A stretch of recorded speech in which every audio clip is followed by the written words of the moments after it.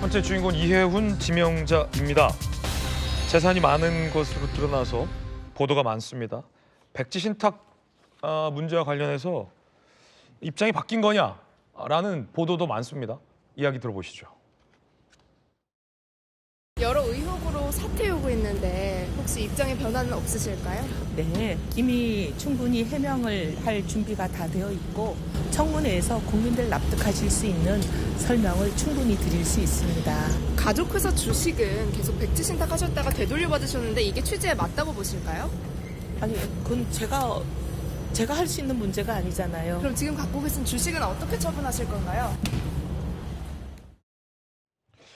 갖고 있는 주식에 대한 백지 신탁 문제에 대한 태도나 입장이 바뀐 것 아니냐라는 기사가 오늘 많은데 과거 발언 들어보시죠.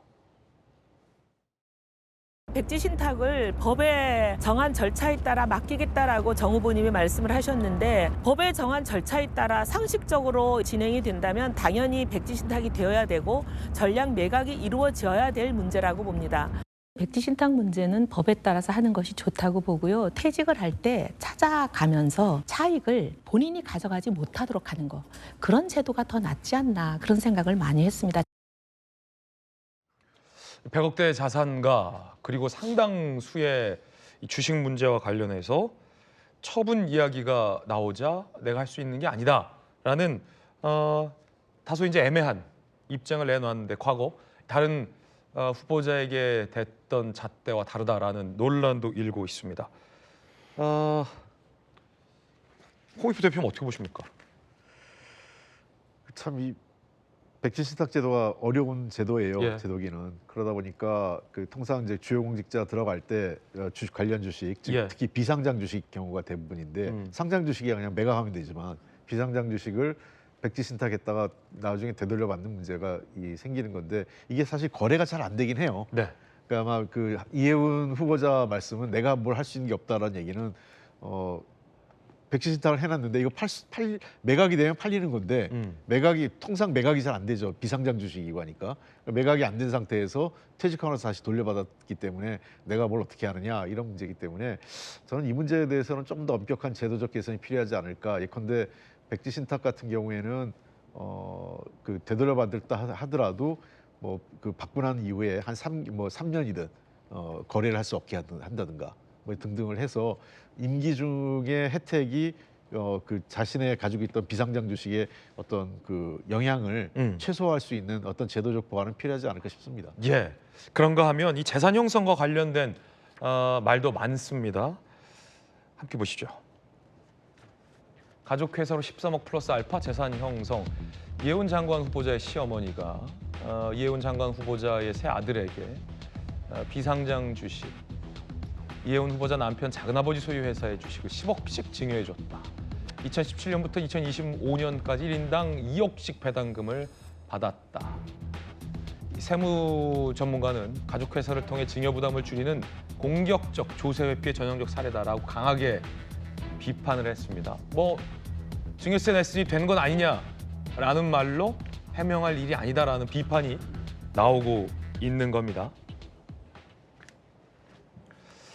뿐만 아니라 이 후보자는 과거 이 무주택 서름을 외친 바 있었습니다.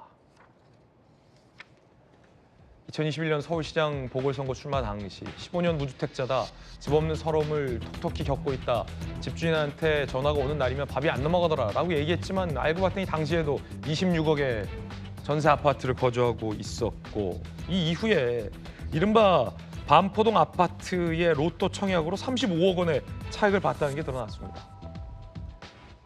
서초구 반포동 아파트 무주택자 자격 청약 당첨, 80대 1의 경쟁을 뚫고 당첨 2개월 만에 분양가 36억 7,840만 원을 완납.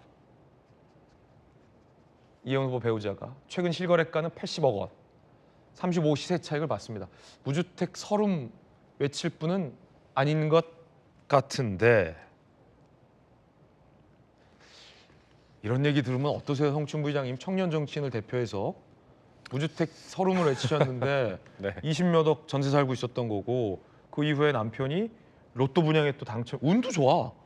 35억 시세 차익을 봤다. 이 서럽다 이게 외칠 상황은 아니었던 것 같은데. 사실 그 무주택자 발언했을 때 저희 당과 다른 진영에 계셨던 분이기 때문에 저희 당에서도 많이 비판했습니다. 그래요? 이게 무슨 소리냐? 이게 무슨 소리냐? 예, 하면서 제가 알기로는 우리 당 대표께서도 그 당시에 그 기사에 대해서 비판을 하신 걸로 알고 있거든요. 당 대표뿐만 아니라 우리 당 많은 인사들이 저게 무슨 서민 코스프레냐? 정말 집을 못 사는 분들이 있는 반면 이분은 정말 큰 집을 사고 싶어서 안 사고 있었던 거잖아요. 다른 집에 있었던 거잖아요. 어떻게 보면 지금 보면은 이 로또 청약. 근데 뭐 로또 청약 자체가 된 거는 뭐 불법적인 방법은 아닐 겁니다. 네. 아닌데 그건 그냥 참 운도 좋으신 분이다. 돈도 예. 많으신데 운도 좋다는 생각이 들 뿐인데 이런 부분들은 사실 국민적 이 공감, 그러니까 인사청문회 통해서 이런 부분에 대해서 그 당시 무주택자 발언이나 이런 것들에 대해서 그냥 국민들이 상식적으로 그 당시에 이거 부적절한 발언이다. 아니면은 이거는 로또 청약도 되고 돈 많은 사람, 이런 사람, 뭐 돈 많은 사람이 기획예산처 장관 후보자가 될 수 없는 건 아니잖아요. 다만 저는 이 후보자가 청문회 과정을 통해서 국민들께 해명하겠다, 눈높이 한번 설득을 해보겠다 이렇게 얘기를 하고 있는데 이 부분에 대해서 국민의힘이 비판할 자격이 있는가라는 얘기 좀 하고 싶어요. 왜냐면은 국민의힘은 이제 부동산 뭐 투기 문제, 자식들 뭐 증여 문제 이런 것들 뭐 어제 오늘의 일은 아니거든요. 그러면 이런 분들 왜 검증 안 했습니까? 왜 이런 거에 대해서 5번 공천 줄 동안 3번 강남 서초에 공천 주면서 국회의원 만들 동안은 왜 이런 거 몰랐습니까? 투기 관련되는 건 90년대에 나왔던 건데 그거에 대해서는 검증을 안 했거나 검증했을 때 해명자를 듣고 괜찮다고 판단했거나 그렇게 해서 공천 준 거 아닙니까? 근데 왜 지금에 와서 갑자기 후보자가 되니까 그걸 들춰내면서 갑자기 막 공격을 하시잖아요. 적어도 저는 국민들은 비판할 수 있고 그 당시에 비판했던 저희 당 아마도 청문위원들도 그 부분은 사과하라, 그 부분 비판하라 얘기할 수 있습니다. 근데 적어도 국민의힘 사람들은 본인들이 그거에 대해서 과거에 걸러내지 못했거나 했던 거에 대해서는 반성은 그래도 전제로 깔고 지적을 하셔야지 네. 마치 너무 당당하게 비판하시는 분들 보면서 저분들은 지금 누워서 침 뱉게 하는 거 모르고 있나라는 생각이 들 정도예요. 저는 누워서 그래서 침뱉기란 발언에 굉장히 공감이 되는데 저는 국민의힘이 아니니까 네. 민주당도 아니고 그럼 대통령실은 왜 검증 안 합니까? 그러니까 그런 부분에 대해서 저희도 그 감수를 해야 되고 비판받을 부분인데 전 그러니까 말씀드리는 거잖아요. 국민의힘은 저 정도 그 반성하는 태도를 보이면서 비판을 하는 겁니다. 네. 그렇기 때문에 저희도 이런 부분에 대해서 왜 검증하지 못했지라는 비판 당연히 수용해야 되는 부분이고요. 그런 부분들은 국민들께 설득해야 되고 설득이 안 되면 또 이 부분을 지명하지 못하는 결과까지 이어질 수 있는 부분이기 때문에 이거 인사청문회는 저희가 이걸 인사청문회 했으니 강행하겠다는 게 아닙니다. 인사청문회를 통해서 국민들에게 설득할 수 있는지를 한번 보여보겠다는 거기 때문에 그런 과정에서 진행이 되고 있다는 말씀을 드린 거지 저희는 설득 안 되면 답을 낙마다. 정해놓고 가고 있는 게 아니라는 말씀드립니다. 네. 그래서 이제 반론적인 측면에서 두 가지만 제가 말씀을 드릴게요. 일단 이제 민주당에서 국민의힘과 뭐가 관련된 일 조금만 더 연결이 있으면 윤석열 정부의 때는 이랬다는 얘기를 많이 하고 국민의힘이 5번 공천했는데 왜 이걸 못 걸렸냐 그런 얘기를 많이 해요. 그런데 왜 전에 못했던 걸 가지고 지금 비교를 하는 거예요?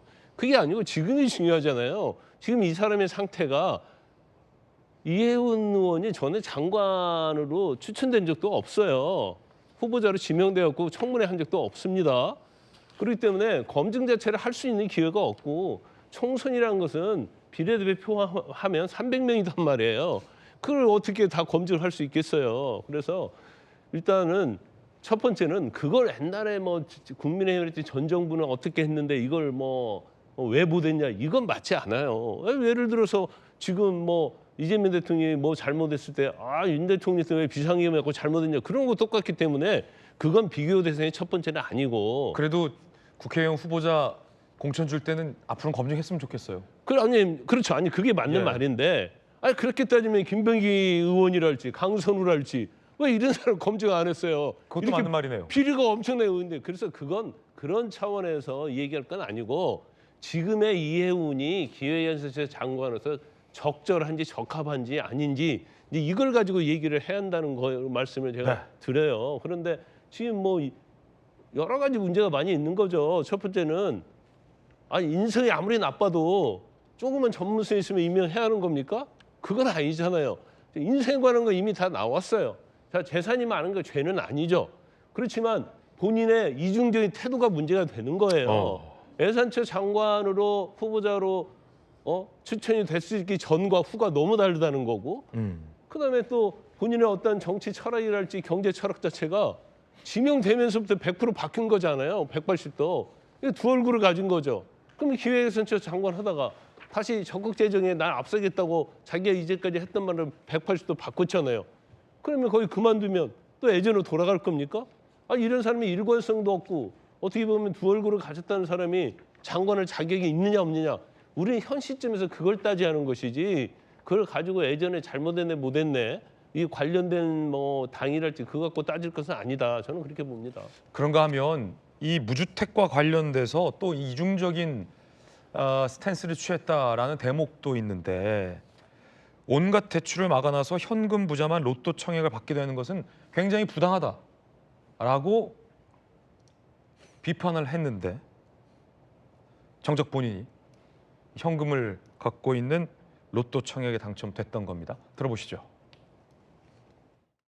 제가 무주택자이다. 저는 지금 실직자라 공직자도 아니고 어쨌든 부동산 백지 신탁에 대해서는 제가 뭐라고 얘기를 해도 오해를 받지 않을 만한 사람이라는 것을 먼저 전제로 말씀을 드리면 좀 근본적인 대책을 좀 했으면 좋겠어요. 그런데 우리 이혜훈 의원님께서 무주택이십니까? 15년 넘게 무주택이거든요. 그렇습니까? 네. 근데 그걸 하니까 어떤 시민단체가 자기 종부세 안 내려고 종부세 반대한다. 제가 그 기사에 너무 기가 막혀가지고 그때 집을 팔고 시작했습니다. 지금 온갖 대출을 다 막아놨습니다. 그러면 돈을 못 빌리는데 이렇게 어마어마한 돈을 낼 수 있는 사람들이 현금 부자예요. 대한민국 상위 뭐 0.01%에 해당하는 돈 있는 현금 부자들만, 그것도 뭐 아주 큰 돈을 갖고 있는 분들만 이 로또를 받게 되는 거니까 네. 굉장히 부당하죠. 오히려 사람을 잡는 거죠. 어떻게 봐야 될까요, 한영아 의원님? 역시 정치는 말 조심해야 된다. 언제든지 부메랑에 대해서 자기에게 돌아올 수 있다는 것을 다시 한번 보여주는 계기 같고요. 선출직 공직자의 턱이 너무 낮다는 생각을 다시 한번 해봅니다. 저는 대의제 민주주의가 성립하려면은 대의제 민주주의 원칙은 이런 겁니다. 예를 들어서 인구가 10만 명이다. 10만 명의 공동체를 운영하려면은 10만 명이 다 참여할 수 없기 때문에 대표를 뽑아서 한다. 그럼 그 대표를 뽑는 데는 전제가 대의제 민주주의가 성립되려면은 우리들 가운데서 가장 정보가 많은 현명한 사람이거나 두 번째 우리들 가운데서 가장 사익보다는 공익이 우선할 수 있는 사람이 뽑혀야만이 대의제 민주주의 체제가 운영이 될 수 있는 맞네요. 겁니다. 그러나 대의제 민주주의 체제가 지금 붕괴 상태에 있는 이유는 그렇지 못한 사람들이 뽑히기 때문입니다. 즉 선출직에 대한 선이 너무 낮다는 거예요. 지금 임명직은 청문회 과정이 굉장히 엄격합니다. 자, 우리 닦아놓고 이재명 대통령 청문회 통과할 수 있을까요? 지금의 김병기 원내대표 청문회 통과할 수 있을까요? 선출직 공직자에 대한 턱이 굉장히 낮다는 걸 저는 다시 한번 이번 기회에 생각을 해봅니다. 이혜훈 지금 지명자는 사실 부자예요. 부자고 재산 증식에도 굉장히 능한 것 같고, 부자죠. 능한 것 같고 또 뭐 그런데 이제 본인의 발언들이 이중적이기 때문에 저는 비난을 받고 있는데 네. 다시 한번 저는 이 기회에 선출직 공직자를 제대로 검증할 수 있고 그러네요. 제대로 걸을 수 있는 그런 방안도 한번 고려해 봐야 된다. 그렇지 않고서는 대의제 민주주의 위기다 이런 생각을 해봅니다.